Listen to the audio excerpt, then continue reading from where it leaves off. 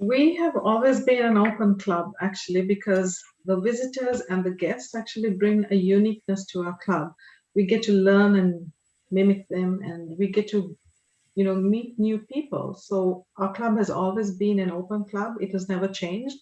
And I don't think will ever change because the new membership gives us energy in the club.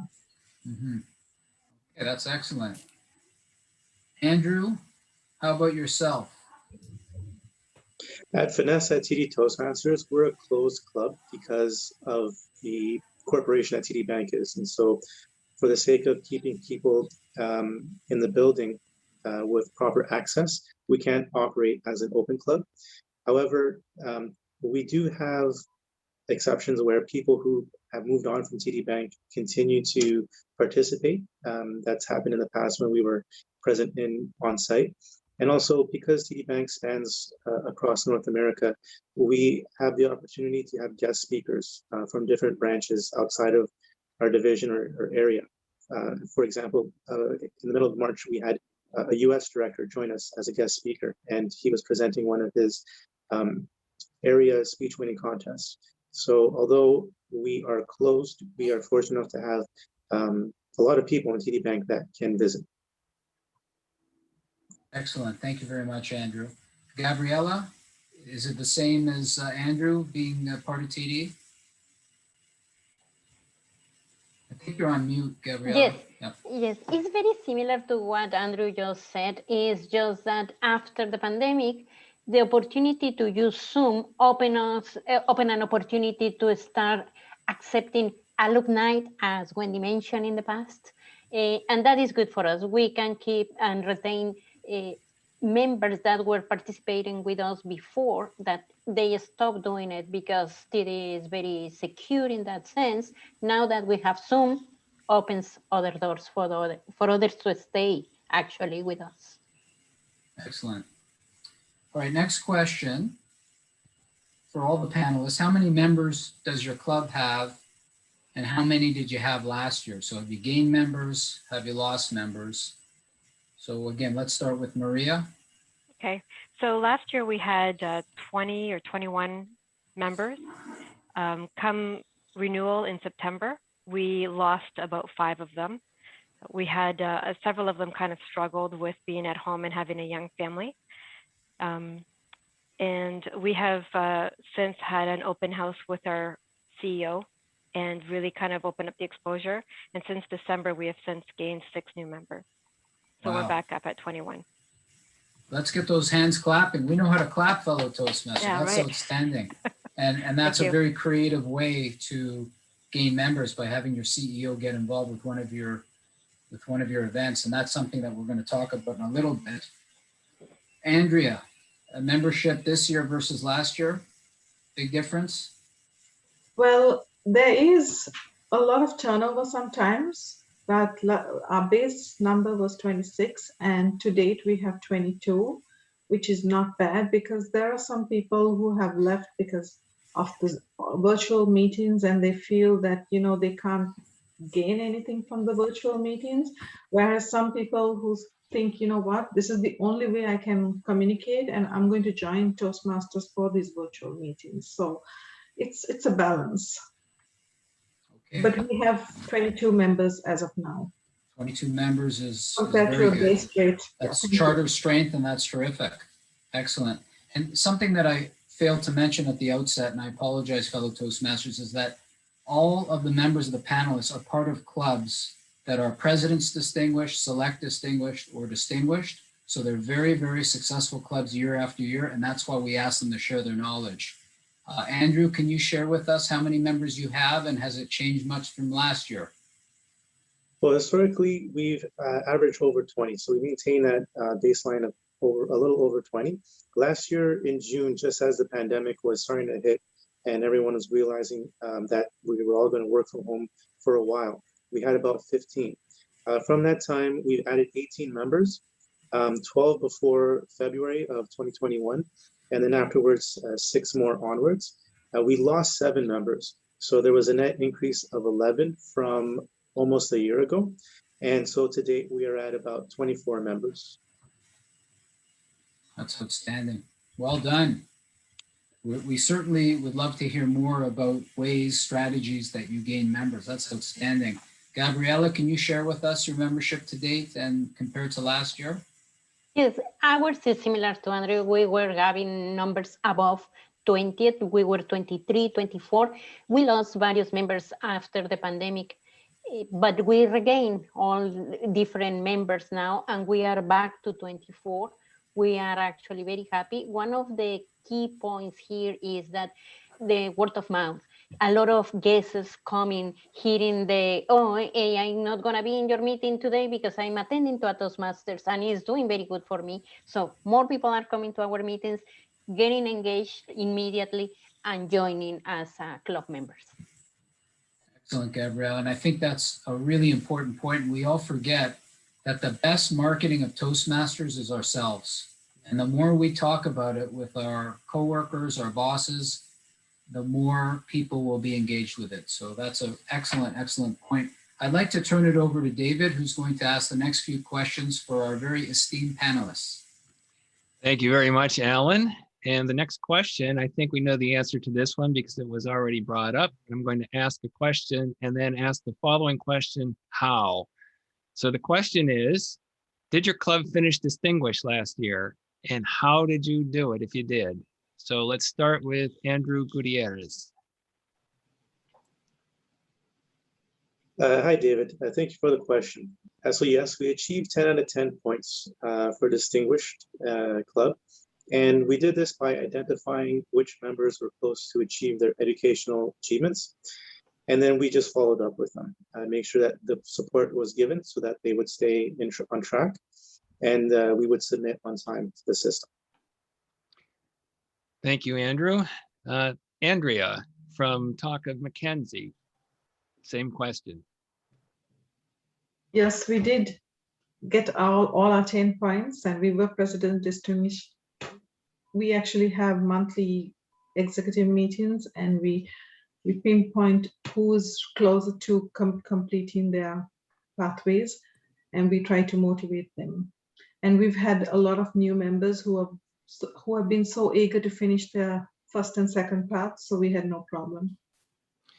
This is excellent news to hear. 10 out of 10, 2 clubs. Excellent. That's worthy of a applause as well. Maria, your club, Toast to Your Health. Thanks, David. We too were President's Distinguished last year, and we're on track to do that again. Actually, I think we'll be reaching President's Distinguished in a couple of weeks. So we're pretty excited about that. How?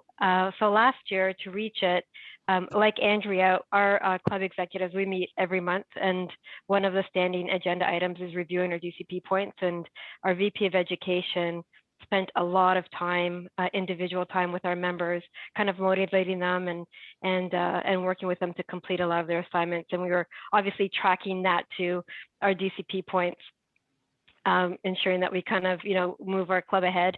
So it was a win-win. But that's primarily how we made it happen. Yeah, I think meeting every month was definitely a motivator. It kept us on track. Excellent. Yeah. And then Gabriela. Yes, we have the same recipe for success that the other clubs, following close what the progress is in each team club member, and also trying to set an example. If we show that we are doing our homework by presenting speeches regularly, I think that also can motivate others. So it is true. Club success plan. Follow it. It will work. This is excellent news to hear, and even in a corporate setting. So follow the club success plan and do it with zest. Do it with enthusiasm, and the results will follow. So the next question is always a question that corporate clubs are asked, and sometimes we see it as a benefit, and sometimes we see it as a hindrance. Does your corporation pay the membership dues? And I will start with Gabriela this time. In some cases, TD has allocates educational budget for all employees, and some use that opportunity to pay the fees. some are not. It's optional. I think it also depends on the manager, if the manager allows that to happen. In my particular case, no, I'm paying my own, but I have club members that they are getting this benefit. Okay, excellent. Thank you. Andrea, same question. At McKinsey, yes. Well, it's partly covered by staff association funding. So the other parts are covered directly by each department as a professional development. And anyone externally, they pay their own fees. Okay, thank you. On to Andrew. So Same. it's essentially the same as Gabriela mentioned. It's up to the people manager and the member joining to see if they have a budget that cover it, because there's other options that they can do for training expenses. And as a VPPR, I usually add that into the guest emails that I send out when I'm positioning for entering as a member. I suggest to have a conversation with the people manager to see if they can cover as a training expense, because not everyone is aware that the Toastmasters program at TD Bank is potentially covered. So I make sure to include that in the messaging. Okay. Then finally, Maria. Yep, so we too have it covered. We have HR's full support with the program right at the senior level, so they do cover it. Some members do opt to not submit it as an expense. They would just prefer to have that as their own personal expense. But for the most part, the majority of the members do submit it and it's covered. This is interesting because it seems as if the membership dues being paid by the corporation can be a hindrance because it removes the motivation for the member to really get involved with Toastmasters. What we've heard here makes that untrue. They have high performing clubs with membership payments due, paid by the corporation. Okay, next question is, since you're a corporate club, what are some of the marketing strategies that have helped your club to have guests come to meetings? And let's start with Maria this time. Okay, so we've incorporated quite a few of them. So the first one was when I started as PR about 3 years ago, we did a roadshow. We started off with going to HR and did a presentation to them so that they were aware of our club and all the benefits that it had to offer. And we created a newsletter as well, a quarterly newsletter, and HR included our newsletter into their new hire package. And they also added us into their new hire presentation. So as new employees were onboarded, they were made aware that the club existed right from the onset. We also did, New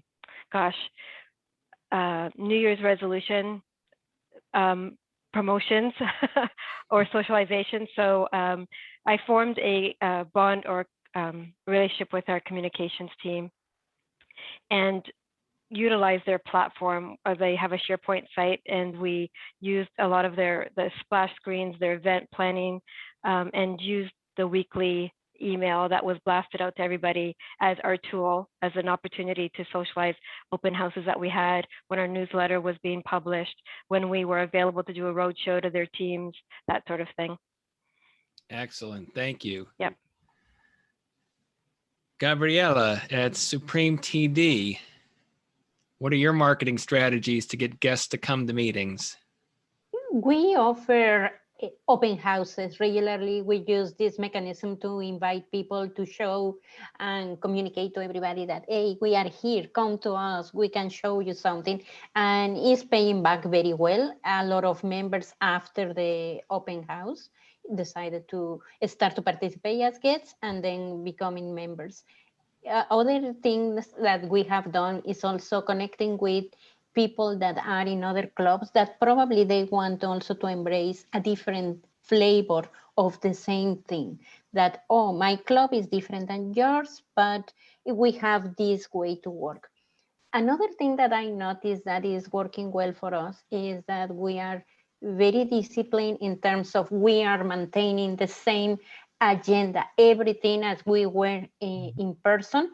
That is also very good. And I think being very supportive one to each other. The club is very supportive with others. So that is also helping because we bring people that we can push up through the club. Thank you. And Andrea Hayes from Talk of Mackenzie, your approach to marketing strategies. We have had continuous open houses every quarter. We've advertised on the intranet sites as well as all the social sites. And we keep the conversation going either with social media or with introductions to people who know or people who are part of Toastmasters.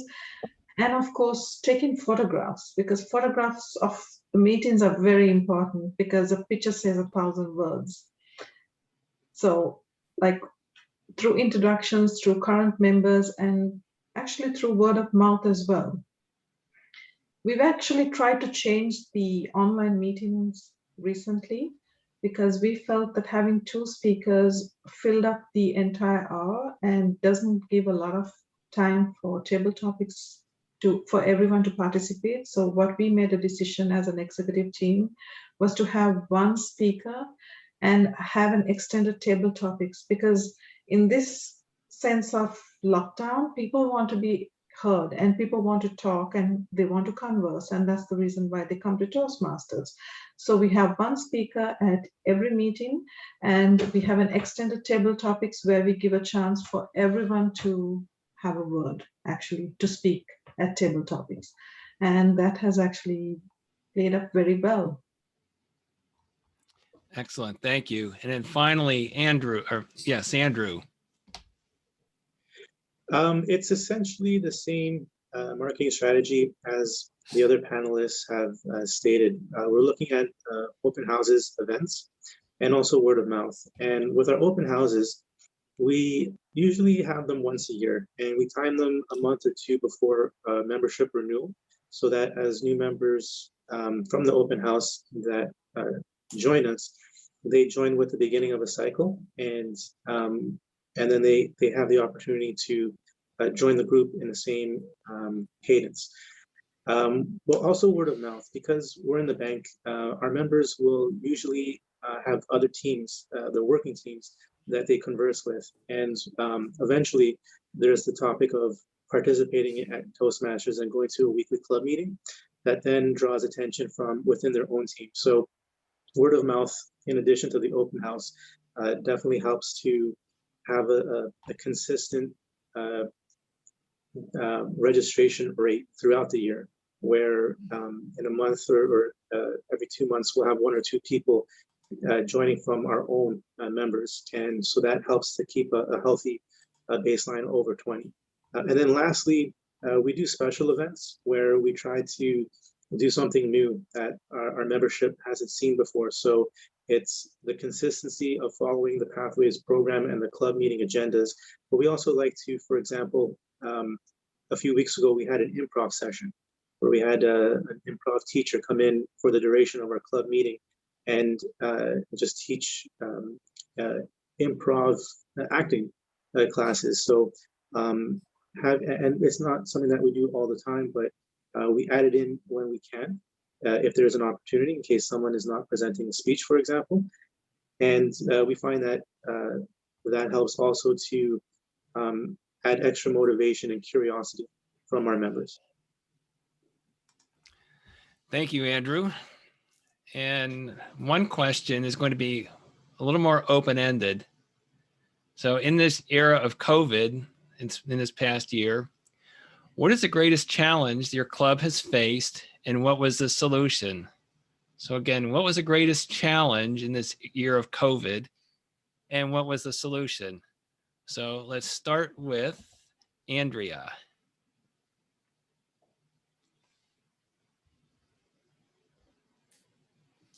Thank you, David. The greatest challenge that we faced was going on to online meetings, to virtual meetings, because there were some of our members who actually relied on coming to in-person meetings, and they felt that disconnect once we switched to virtual because they were not getting to get to know people, they were not being able to chat to people, and that personal connection was missing.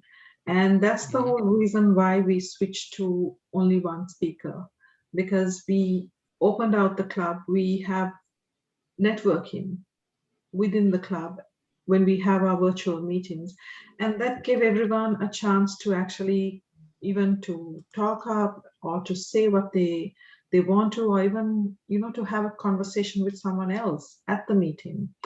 So that was one of our challenges, because people were not used to Zoom before, and now they have got accustomed to it, and they want more stage time.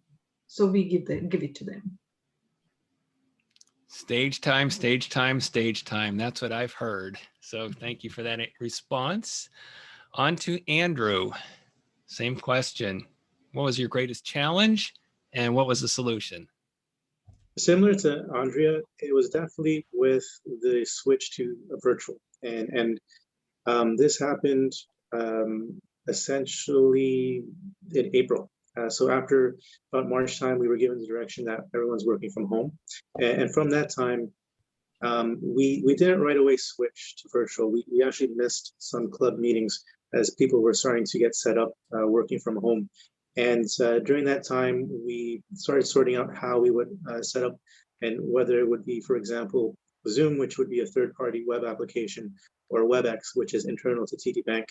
And then we created an online agenda. So on top of the weekly agenda that we use as a flow through, we considered the wait time of people having to log in, the instructions that people would need to be able to use WebEx, and also the new environment of having to look into a webcam as opposed to having people around. And then we thought of a few messaging points in terms of the benefits of joining, because for sure people thought, well, what's the point if you're not in person and having an audience? But at the same time, a new reality was emerging that your conferences, your team meetings, your socializing is now going to be virtual. So having to adapt and to be able to communicate is still a need. And the public speaking skills were still being practiced. So with those benefit statements, we were able to overcome the initial loss of interest and bring people back with a revised online agenda with the additional instructions on how to participate with WebEx. All right, perfect. Thank you. On to Gabriella. What was your club's biggest challenge and what was the solution? I think it was very similar to what was already said by Andrea and Andrew. Our club had that issue, losing that personal touch, that personal contact was missed, and is still missed. But what we are trying to do is to stay a little bit longer or join the meetings earlier to start to chit chat, to talk about other things outside of the rigor of the agenda. And also one of the things that is causing us a little bit of problem, evaluations. It is different now that we don't have a way to provide feedback immediately. What we are doing on that matter is we are asking the club members to provide feedback through our chat, via email, to try to establish some contact and provide some feedback to whoever is presenting that day through other channels. For the ones that are outside TD, it's a little bit complicated because they don't have the same tools that we have inside TD to do that. And we're still trying to struggle thinking what will be the best and quickest way to replace that piece of paper that was provided immediately. That is missed. And also, of course, the feedback that we were hearing when we were just wrapping up the meeting, walking through the aisle to our own desk, that conversation is missed. Excellent. Thank you very much. And then finally, Maria. Thanks, David. I don't have a great deal more to add. We've experienced the same things that all the panelists here have already expressed. Obviously, the switch from in-person to virtual meetings was a bit of a struggle. A lot of a lot of people who knew that we existed thought that we had probably dissolved, because how could you possibly run a Toastmasters meeting virtually? So socializing that we exist and that we're actually building on a whole new set of skills that that we didn't know that we really needed. Who knew that we were going to all be meeting all the time through a Zoom conference call? So we've been really highlighting the additional skills that we're gaining as a result of going virtual. And the biggest thing now is we're all accustomed to the virtual meetings now, but now everyone's kind of experiencing a little bit of virtual or Zoom fatigue, right? So injecting fun into the meetings is really a big focus right now. Having a humorous themed meeting. I'd like to speak to Andrew some more after the meeting about the improv teacher. I think that's an excellent idea. But really injecting fun into the meetings and adding a little bit more networking time so that we can get to know each other and connect a little more is making a difference. Thank you, panelists. As David? I hear things, it sounds like the hybrid model is the way we're going to be going into the future, because if we're getting so good at Zoom and Teams and other virtual meetings, corporations are probably going to be less likely to say, fly to Vancouver for a meeting. So this is great training. Thank you. So I'm David, going to may turn I it add back one over extra to, point? yes, please, Andrew, go ahead. I heard a pain point that I omitted to mention from Gabriella. When we were creating the instructions for the online meeting and using WebEx, we also created a virtual evaluation form. Initially, it was with SurveyMonkey because we weren't able to access much other third-party web apps. But we essentially took the standard feedback form on paper, and we, with SurveyMonkey, replicated it so that every meeting, a new SurveyMonkey link would be provided to our membership, along with the PDF agenda copy. And so after a presenter would provide their speech, we would give the 1 minute time for people to go to the link and through a checkbox, click on the scale of 1 to 5, the proficiency of the speaker, and also in the comment box, add their typed out evaluation feedback. And after offering that, it helped to keep the members engaged with the evaluations form. So Gabby, that's something that I recommend. I'm not sure if you can use SurveyMonkey, but maybe I looked up another application, and Zoho surveys, Z-O-H-O, is another option. They do free basic surveys that you can use. That's great advice. Adapt to the virtual world with using the evaluation form, using SurveyMonkey or Zoho. Excellent. Yes. Okay, at this point in the panel discussion, I'm going to turn this back over to Alan Madonic and suggest, Alan, maybe 1 or 2 more questions. We leave time for questions from our audience that they may want to ask the panelists. So back to you. Thank you, David. Are we not getting incredible feedback and advice from these panelists? Outstanding. It's a real treat to hear such successful clubs and successful members share with us, and we appreciate your generosity and your selflessness as well. Thank you very much. I think David's right. We want to make sure we leave time for people to ask questions. In fact, I'm going to call an audible. We were good at that at Toastmasters because we did have a couple of questions in the chat, and I want to make sure that we answer questions from the audience.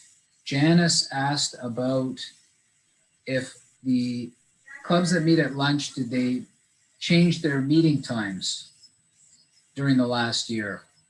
And I think we did get feedback from Andrea that they did not change their meeting time. But I'm just wondering, the other panelists, Maria, have you changed your meeting time within the last year at all? No, we have not, Alan. We meet every Tuesdays from noon until 1, and that hasn't changed at all. We don't start the agenda or the meeting until 12:05, so we give everybody 5 minutes to log in because they're often finishing off a meeting from just before lunch, and it also gives us an opportunity to do a little networking before the meeting actually kicks off at 12:05. So we've maintained that date and time slot, and it's worked. Okay, Maria, and we'll ask you one more question. We had a question from Carolyn about the actual number of members that attend a meeting. So you may have, say, 25 members that have paid their dues, but are you getting a consistent turnout of most of the members? No, we are not. We get an average of 10 to 12 consistently every week. Some weeks a little more, some weeks a little less, but on average we get between 10 and 12 You members see, not every. only successful members, but honest members, fellow Toastmasters. That's a good thing. Let's move to Andrea. I think you answered question number 1 about your meeting times, but what about your attendance? So our club attendance is the same. We have 22 members and roughly 50% attend per meeting. So around maybe 10, 12 attendees per meeting. But if we have visitors or if we have something special, then we have way more attendees. Right. That's one way to get the attendance up. Andrew, same meeting time, and how's your attendance? Yes, we haven't changed our meeting schedule, as most people, they've probably have more workload having working from home now and keeping up with the extra demands. So we normally meet at lunch Thursdays from 12 to 1. And our attendance is similar to what the other panelists had. It's roughly at least maybe 8, 7, or at most 15 to 16. It's not often that we'll have a full house of 24 members, because usually in the bank there are events that happen that pull people away on a regular cadence. So for example, month end on accounting will usually keep people very occupied. So there's usually some people who can't attend 100% of the year. Great. Gabriella? Our case is similar. We get an attendance about 50%, and we remain meeting at the same time, lunchtime, every Thursday. Excellent. Thank you very much, everyone. We do have other questions to ask the panelists, but David, I think at this point we want to open it up and see if any of the guests and audience have questions they want to ask the panelists, or something perhaps they want to share, whether it's a challenge or a solution. Would anybody like to ask a question? I think that's a great idea, Alan. What I'd like everyone to do, if they have a question or a comment, that please use the function to raise your hand, and then we can call upon you. Oh, come on, we're Toastmasters. Somebody must have a question. Well, let me ask this question to everybody. Is the information that you've heard so far, is it valuable? Can you take anything back with you? David, it's Yes. Renee. Yes. Thank you to all the panelists. I find this very, very helpful. I actually came to support my colleague Andrea in today's discussion. And one thing about Taka McKenzie is the reason I believe why we are successful in some ways is because it's not just an executive effort to keep the club at good standing, but it's the whole club members. We really do have a very unique club where everybody helps out. We have also added a membership, what's it called? The mentorship lead role. And Mara's Venn, some of you may know her, she had orchestrated to get mentors for new members that join. So we all help each other to maintain in at least a good standing and become distinguished. So I just want to give that as a bit of tidbit of how we are maintaining. One thing I know as Division F director, I have some corporate clubs that are really struggling. There are a few that have less than 10 members. And right now, what they've been trying to do just to keep active is having joint meetings with other clubs, just so that the ones that are available to attend can still maintain the meetings and getting to know new members. So a lot of Division F members are knowing each other just for the fact of sharing club meetings during this time. And isn't it interesting how everything comes together and is much more exciting, much more enjoyable when we work together than having to do it alone. So excellent.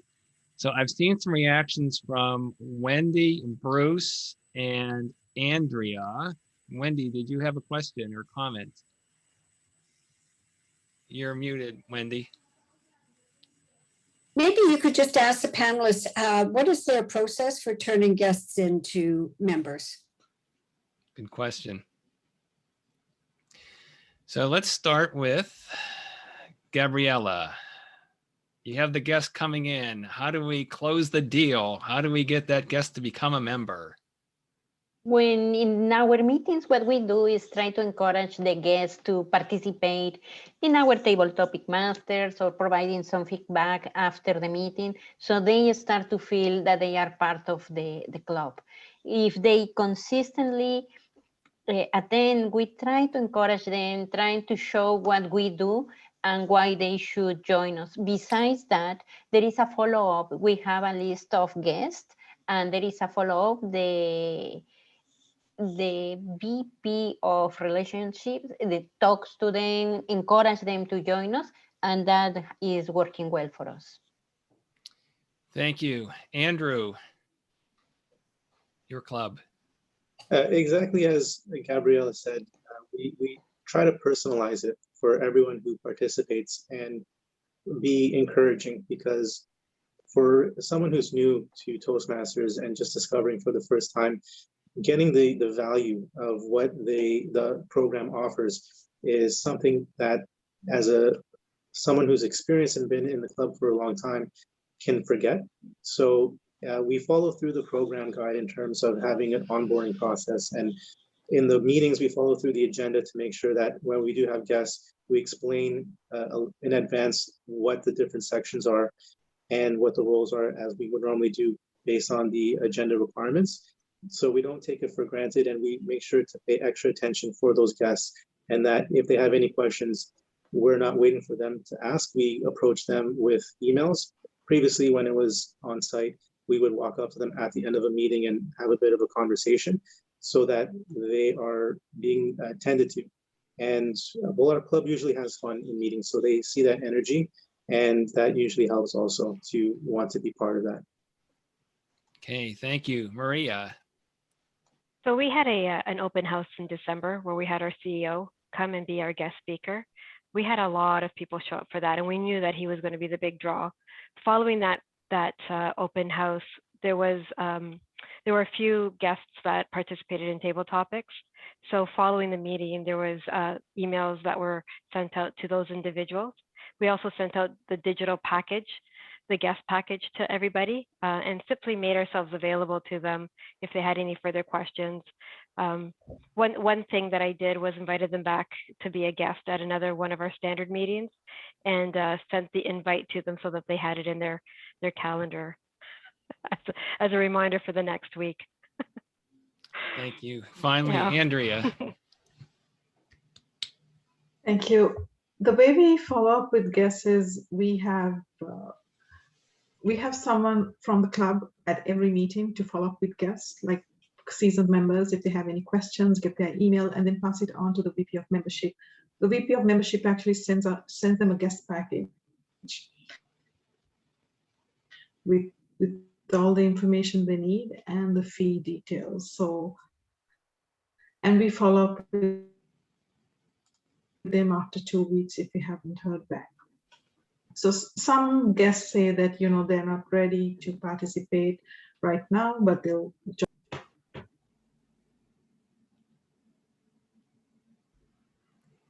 David, Thank are you you. frozen?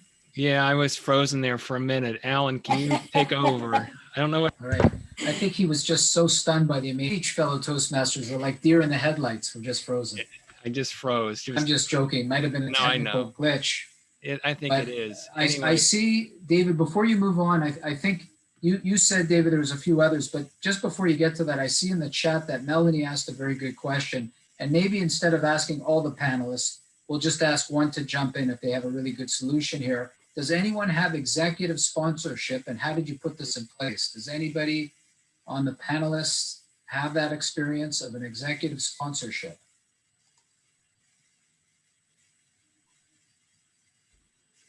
Maybe, Alan, maybe I could answer that to start Sure. with. Because I was club growth director, as you and Suda are this year, and started a lot of clubs. How the club sponsorship first starts is when a corporate club approaches us and asks us to start providing information and doing information sessions on what the Toastmasters Communication and Leadership Program is all about and how it can work within that corporation. So there's always a corporate sponsor to start. And then over the years, as life changes and staff change within a corporation, that's when you get that, sometimes that disconnect with losing that corporate sponsor.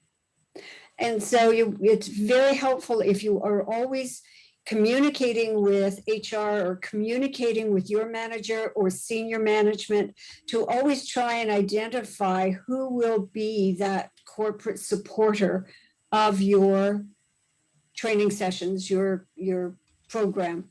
And it's a key element with having a successful club.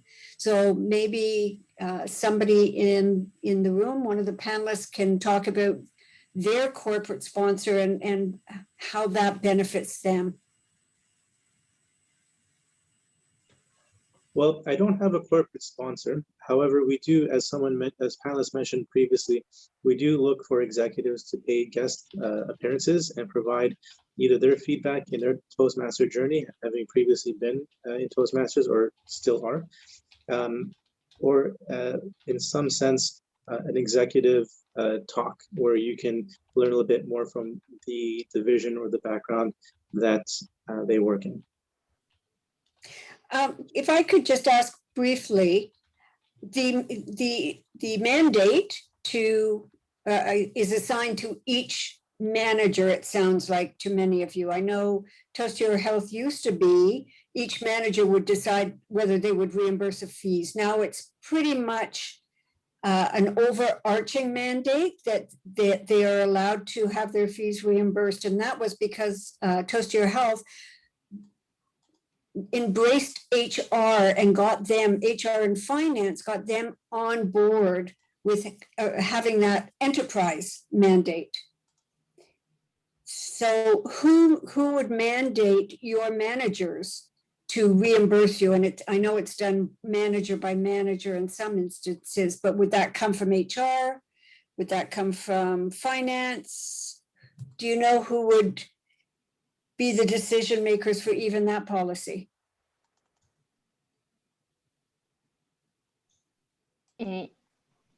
I can answer at least for what is happening in my club.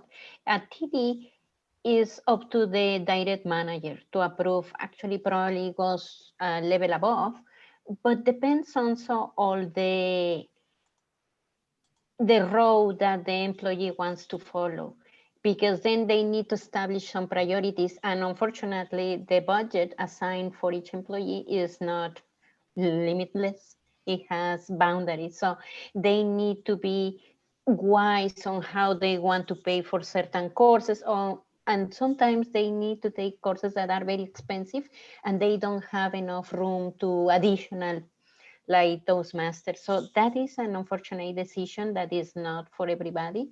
But on the positive side, I think a lot of people can pay, at least the majority of the employees can support themselves and pay for their own fees.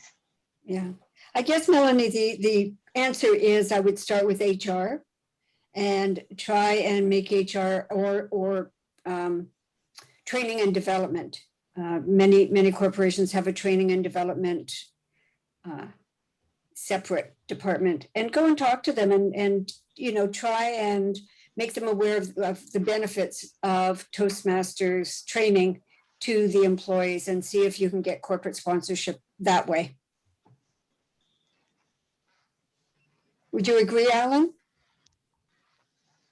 Absolutely. It starts inside. And I think Maria talked about HR, how important HR can be, because as new employees come to the company, they're obviously looking for personal growth.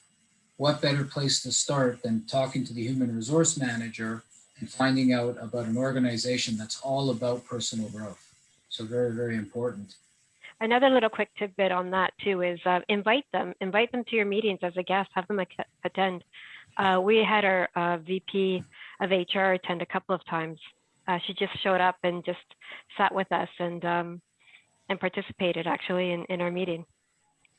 So it gives them a real first glance at what the club is all about and exactly what we're doing, during those meetings and the skills that we're developing. So they see the value in it firsthand. Anytime you can get a senior executive out, folks. David and I and Wendy, we're all part of corporate clubs. I was with Fisco, am with Fisco, and they had the CEO out, and it was a huge turnout. We had about 20 guests. It doesn't have to be the CEO. Any senior executive, if they go, then whoever's working with them is going to go to that meeting too. So that's a big, big boost. I would like to ask one question to the panelists. We're almost out of time, but perhaps you can make it a mini table topic. If you could offer one piece of advice to everybody on this call, based on your experience as a corporate leader, what would it be? Maria. Work with your communications team, work with HR, and really take advantage of the corporate platform that they use to communicate to the masses within your agency or within your company. There's Great. a lot of opportunity there. Andrea? I would say the same thing that Maria said, but in addition, to change it up, to change the format of your club meetings, to spice it up by like recently we have incorporated a joke master, a quote master, and those all bring like lively entertainment to the club meetings. Invite special guests and to have fun, actually, to laugh at, because people come to have fun, to laugh, and to forget about their work. So to make it fun for the people who are attending and have quality meetings. Absolutely, Andrea. Yes, we want to get through the agenda, but we want to have a good time because that brings people back. Before we hear from Andrew and Gabriella, if we don't run out of time, I see that Carolyn has her hand up. Carolyn, did you have a quick question for the panelists? We got just a couple of minutes left, but if it's a quick question, maybe we can get one response. Hi, thanks everybody. So we have a very small membership team. We only have about 10 members of our club, and we've struggled with numbers from the very beginning. So when we got chartered, a lot of the people were managers who were supporting the club by getting memberships, but they didn't actually ever attend. And the first time it came time for renewals, they didn't. So our numbers dropped drastically. We've always struggled. We've been around for 5 years and we've never had probably more than 12 members since that point. We do everything that you guys suggest. We've had our CEO come and talk, and a lot of people attended, but they wanted to know information about what was going on with the company because we're restructuring. So they want information like that. They didn't want information about Toastmasters. They wanted to hear from the CEO. We've done things, we call it hot topics. So we will have, instead of table topics and everything in a speech, we'll take something that's a timely conversation like anti-vaxxers and have a conversation all about that where people have 2 minutes to talk about it and you can respond to people, kind of being able to listen, but we're still having that problem of getting membership up. Any ideas of more things that we can be doing when a company is downsizing and restructuring? It's hard. If I could just jump in, it's just about 8 o'clock. If you want to stick around, you're welcome to stick around. But for those of you that have to go, on behalf of David and Wendy, and I see Sudha's on the line, the District 60 leadership, and of course, all District 60 Toastmasters, I'd like to thank the panelists, Maria, Andrea, Andrew, and Gabriella for their words of wisdom. Once again, if you want to stick around, you're welcome to. We are going to take the notes, the feedback that we got, and we will send it out. Wendy, maybe in a newsletter, or David, maybe we'll post it on the website. Some of the great information, the solutions that we got tonight. But if you have to go, you can go. Panelists, if you can stick around, perhaps we can give Carolyn some suggestions. Thank you very much, David, past district director, and David Veitz, program quality director. Great panel discussion. Thank you so much for having us. And Suda, yes. Thank you, Wendy. And I'm frozen again. No, you're No. here. No, you're okay. fine. David. Okay, who wants to tackle the challenges that Carolyn's facing? Because it sounds like she's tried a lot of things. What And- club is it, Carolyn? Pearson Masters. Oh, yes. Wendy, you say that with such enthusiasm. Yes. Because I watch you all the time. Well, the first thing that comes to mind for me, folks, is this an open club or a closed club? It is a closed club. Mainly that was because at the time of when we first chartered, it was an issue with having people from the community coming out into our building and getting them access, stuff like that. So we haven't opened it up to the community, but people who were members have remained members after they've left our company. So we have a number of members like that. And also we've actually have some members that are in the UK and Wow. one that's actually in Australia, because our company has offices around the world. So we've been opening it up to that. So with 10 people, and we're still reaching out to people like that, but we're having a hard time just even here trying to get people to come and commit when, like I said, they don't know if next week they're even going to have a job with us, right? So people just don't want to commit to it. I can say from the corporate club that I formed 3 years ago, the thing that we're facing right now is with virtual reality is that we are working more hours, and maybe that's affecting your company also. And the workday not only got longer, but now includes the lunch hour, where people think that because you're home, you can work during lunch as well, or eat while you're on Zoom. And there is some limitation to that. Is that something your club is facing also? Our attendance actually is pretty good most of the time. So often we will have probably 80%, which is not too bad unless there's something major going on. So obviously if an entire team has a meeting going on, we end up dropping the attendance to the point that we usually say, we're just going to cancel this week.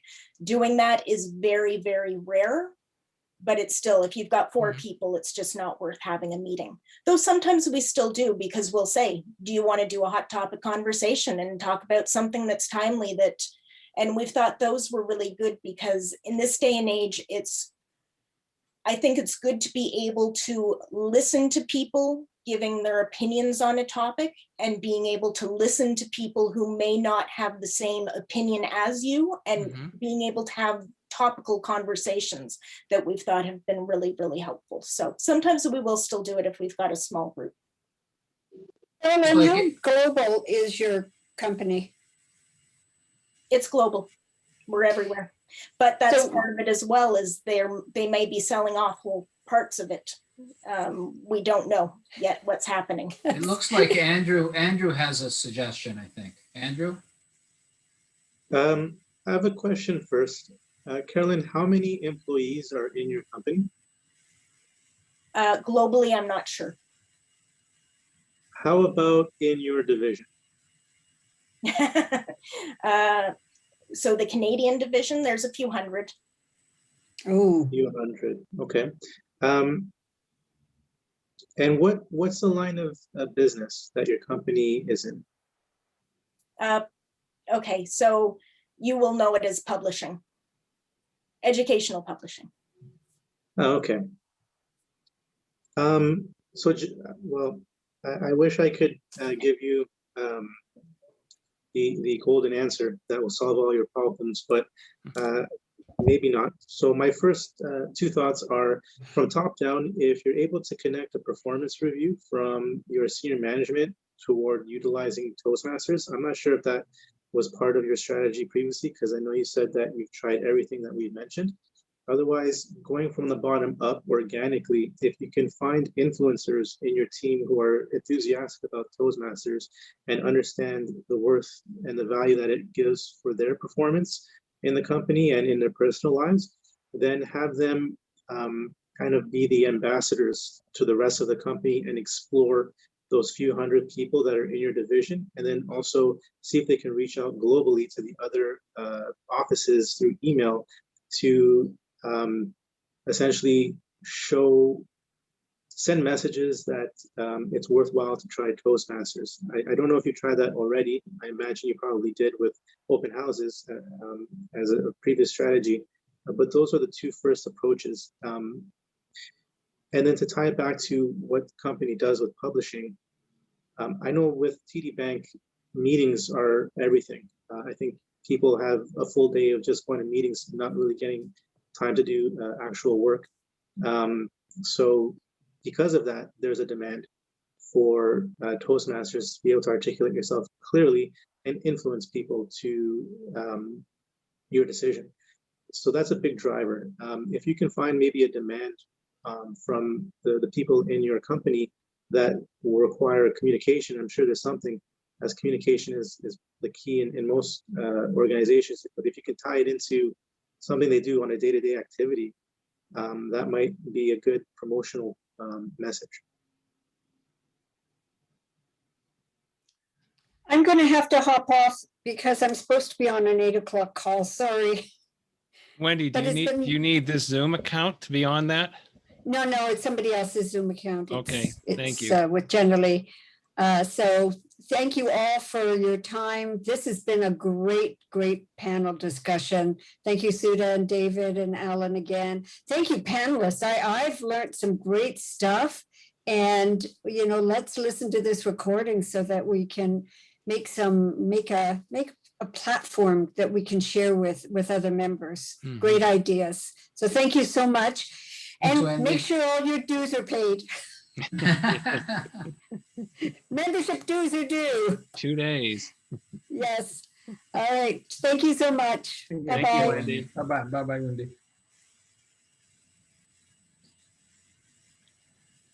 Carolyn, have you tried reaching out to HR? A couple of the panelists said how important and valuable HR is.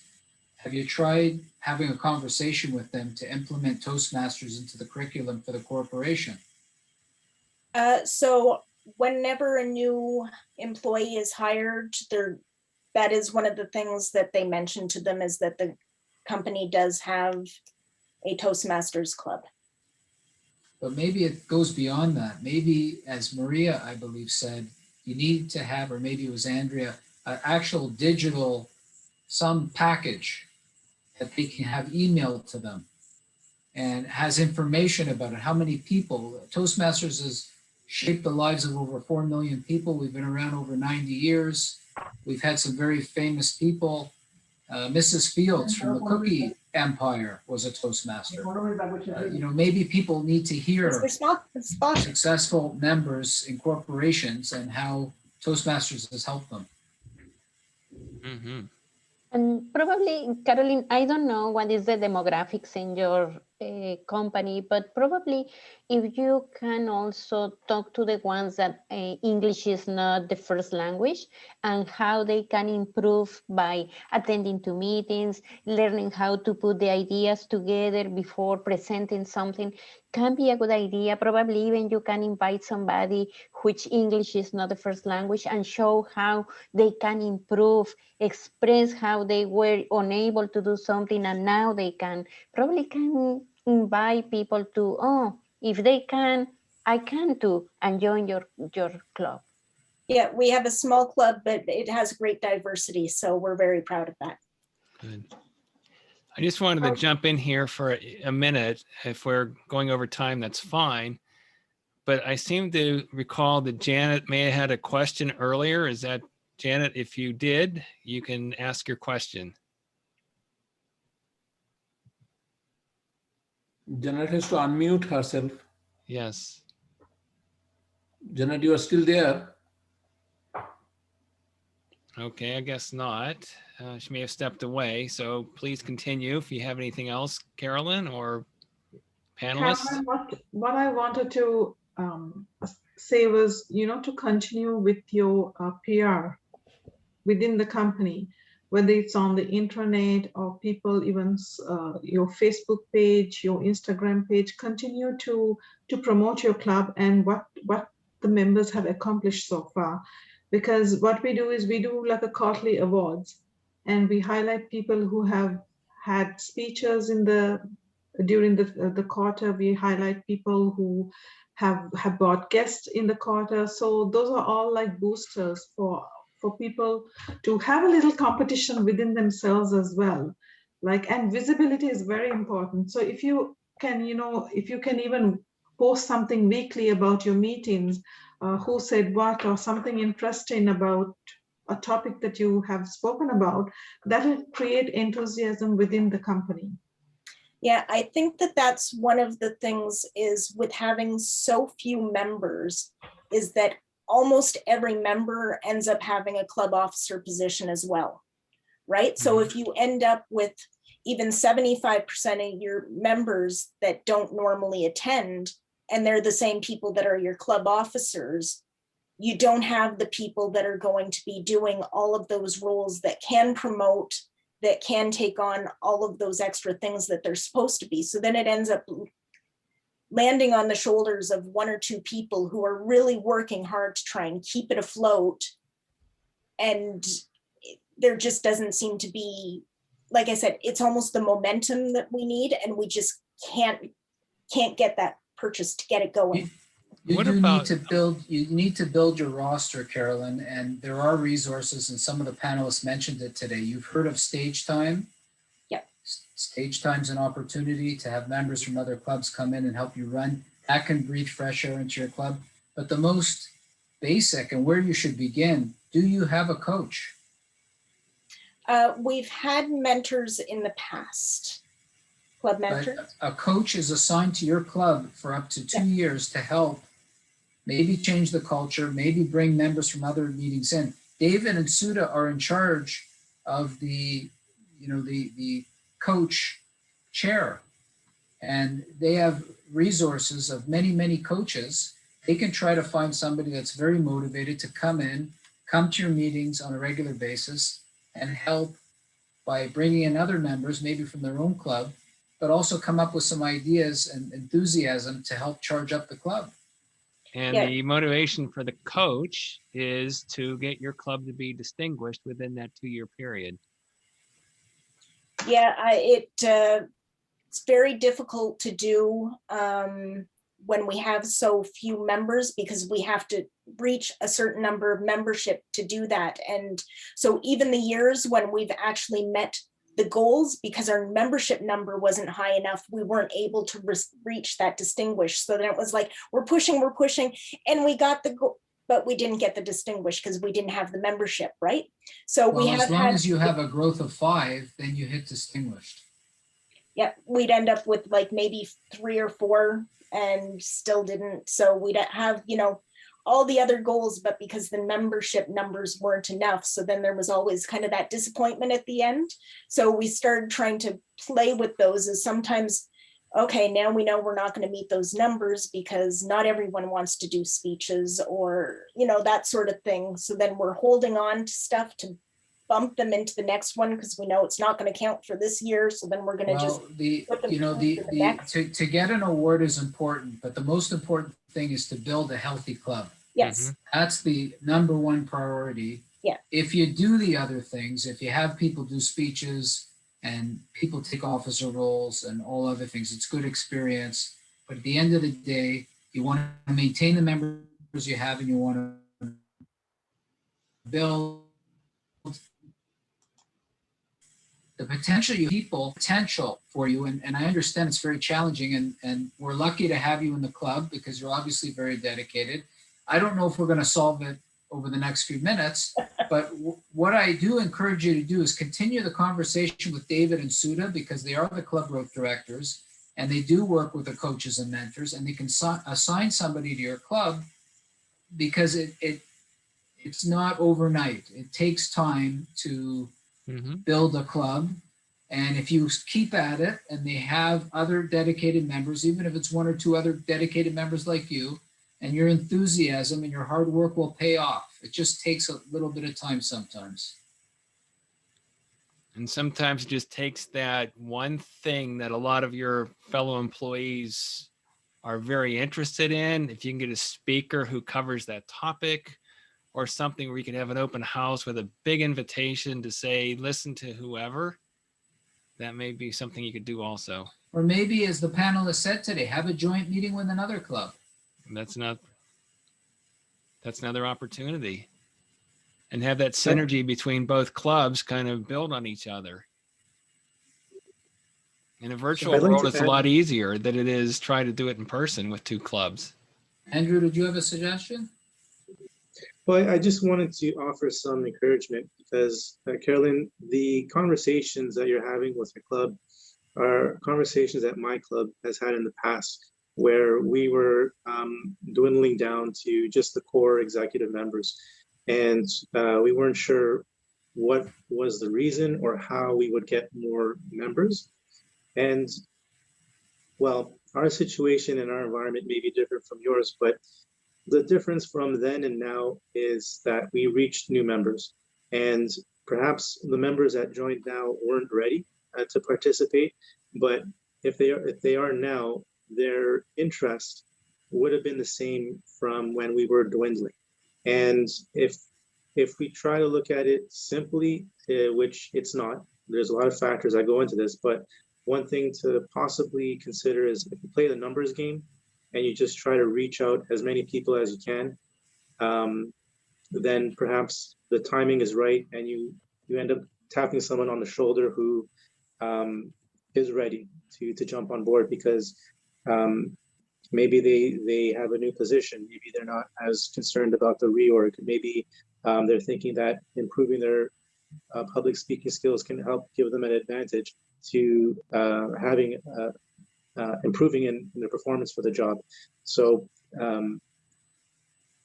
my message is don't give up, keep going, because I've been there with my club and things turned around, and there's people and resources available that can help you do the same. You know what we want to see, Carolyn? We want to see you on the panelists in the next year or two. And it's easy to give up when you're down, and we appreciate that you're working hard to bring your club back. And when you do bring that club back, it will be very satisfying. And begin by working with David and Suda. They'll find people to help you. Perfect. Yeah, we've had really good retention, so it's not turnover that's been the issue, but it's been the trying to get new members. And it seems to be in some cases earlier on, it was a bit of a, I'll call it a double-edged sword, is we had a lot of people that were actually leaving the company because they were getting new jobs, and they kept saying, it was all due to Toastmasters. I was so much more confident speaking, and I'm like, no. Yeah, that's a nice problem to have. Maybe you can have former, employees that retire, maybe people that used to be with the company can be part of your club. I don't know the security aspect of it, but maybe thinking outside the box might be a solution. I don't know if you can be an open club, but some of the panelists mentioned that they're open clubs, and I think it gives you a lot more opportunity to grow. We'll look into it. All right, guys. So Thank you, Gabriella, Andrea, and Andrew for staying on. And we will jot the notes down, and David, Suda, and I will get it out somehow, right, guys? We'll put it on the website or in a newsletter. Yep. But thank you for joining us tonight, panelists. Thank you for joining us tonight, Carolyn. And David and Suda, keep up the good work in leading the district. Thank you so much. Have a good night, everybody. Thank you. Night. Good night. Good night, Thank you. everyone. Good night. Thank you for having us. Bye-bye. Good night. Thank you for your help.